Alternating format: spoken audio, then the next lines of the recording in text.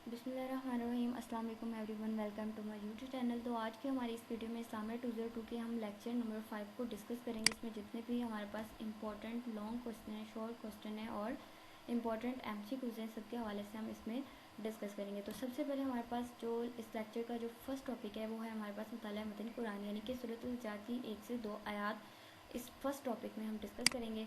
वो है या अय्युहल्लज़ीना आमनू, यानी कि ए ईमान वालो, किसी भी मामले में अल्लाह और इसके रसूल से आगे ना बढ़ा करो और अल्लाह से डरते रहो कि कहीं रसूल की बेअदबी ना हो जाए। बेशक अल्लाह सब कुछ जानने वाला और खूब जानने वाला है। ठीक है, यानी कि यहाँ पे इस आयत में ये बताया गया कि यानी अल्लाह ताला और इसके रसूल के काम की मुकाबले में हमने अपनी राय को फोकियत नहीं देनी, बल्कि ये आयत हमें ये पैगाम देगी कि तमाम मामला जो भी मतलब कि ख्वाह वो हमारे इनफरादी हों, यानी कि हमारे इज्तमाही हों या फिर मामलात या फिर हमारे ख़ानदानी मामलात ही क्यों ना हो, तमाम मामलात जो है कुरान के अहकाम के मुताबिक उन पर अमल करना चाहिए और अल्लाह के रसूल की किताबें हमारी ज़िंदगी होनी चाहिए। तो जो नेक्स्ट हमारे पास है वो है हमारे पास ए मोमनो, अगर यानी कि ये जो आयत है ना, आपने अच्छे से एक दफ़ा मतलब कि इनको देख लेना है ताकि आप ये भी आपसे शॉर्ट क्वेश्चन में इसका तर्जमा भी आ सकता है। ठीक है, आपने अच्छे से इसको कर लेना है। नेक्स्ट है यानी कि ए मोमनो, तुम अपनी आवाज़ों को यानी कि नीचा रखो, यानी कि इनको बुलंद ना करो। ठीक है, इसमें भी यही बताया गया कि ताकि रसूल की बेअदबी ना हो। ठीक है, उसके बाद हमारे पास आ जाता है लेक्चर नंबर 5 का मॉड्यूल नंबर 2 जो है, इसमें हम सूरत हुजरात की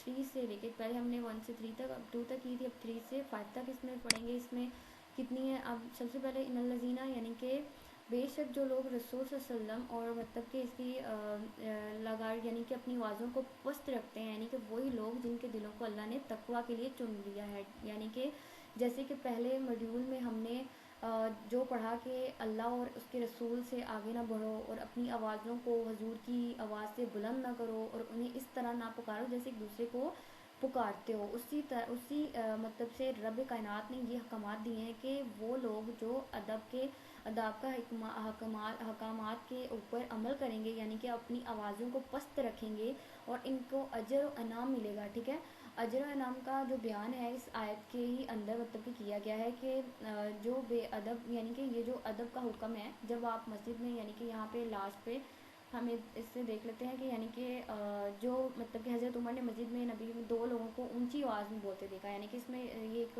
आप लिख देंगे कि थोड़ा सा डिटेल में भी बता देंगे आप इसमें, यानी कि इसकी आयत जो है ना सूरह हुजरात की 5 से लेके 3 से लेके 5 तक आयात है, इसमें आप थोड़ा सा इसमें डिटेल में बताएंगे हज़रत उमर के जो है, यानी कि जब आप मस्जिद में तशरीफ़ फरमाते हैं तो आपने मतलब कि 2 लोगों को देखा जो आपस में मस्जिद में बड़ी ही ऊंची आवाज़ से बात कर रहे थे।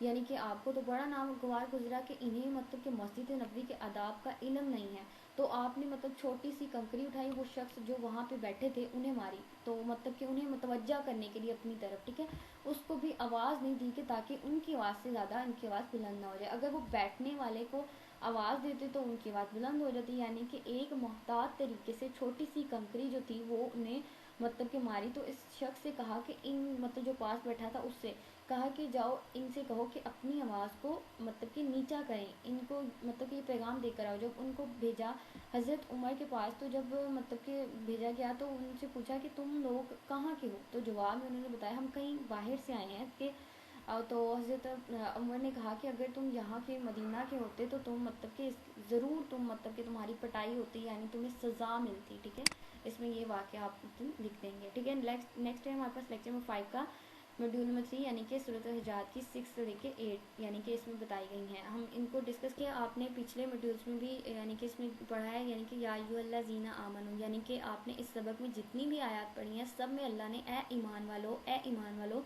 कहकर मुखातिब किया कि यानी अल्लाह जो खसूसी तौर पर हमें मतलब कि जो खसूसी तौर पर हमें जो मतलब कि हदायत दे रहे हैं वो उसमें हमें ईमान वालों कहकर मुखातिब कर रहे हैं, यानी कि तुम मानते हो, यानी तुम यकीन रखते हो, लिहाजा इन हकामात को कबूल करो। यानी कि इसमें ये बताया गया कि अगर तुम्हारे पास कोई फासिक आए, ये जो है ना ये वाला आपने एमसीक्यू के हवाले से भी इसको याद रखना है और ये शॉर्ट क्वेश्चन पे भी आ सकता है कि फासिक कौन होता है। ठीक है, वो शख्स जो दीन के लिए यानी कि दीन के फ़राइज़ को वाजिबात को छोड़ देने वाला हो। ठीक है, उससे हम क्या कहते हैं, फासिक कहते हैं।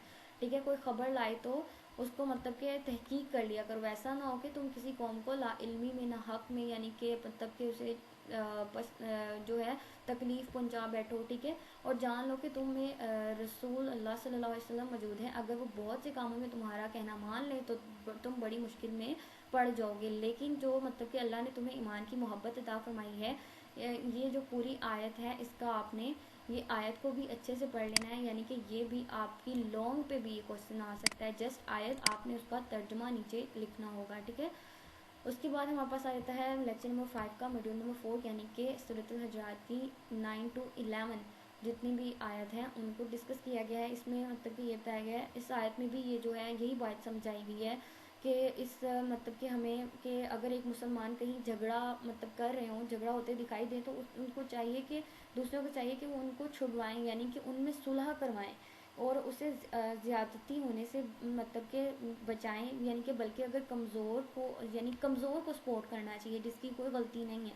یہ نہیں کہ جس کی کوئی غلطی ہے اسے ہی مطلب کہ غلطی نہیں ہے یا پھر اسے سپورٹ نہیں کیا جائے. یعنی کہ جو کمزور ہو اس کو سپورٹ کرنا چاہیے, ٹھیک ہے, تاکہ جو کمزور ہے اسے اس کا حق دلایا جائے, اور طاقتور جو زیادتی کر رہا ہے اسے اس کی زیادتی سے ہٹا کر واپسی کیا جائے, اسے سیدھے راہ پر لایا جائے, اسے اس کا حق دلایا جائے, ٹھیک ہے. اس کو مطلب کہ اس کو سیدھی راہ پہ چلایا جائے. نیکسٹ ہے ہمارے پاس, یعنی کہ اس آیت کو بھی آپ نے اچھی طرح سے جو ہے وہ سورۃ الحجرات کی جو 11ویں آیت ہے اس کو بھی اچھی طرح سے آپ نے پڑھ لینا ہے. یعنی کہ یہ لانگ پہ بھی زیادہ تر آتی ہیں کہ ہم نے جسٹ اس کا ترجمہ کرنا ہوتا ہے.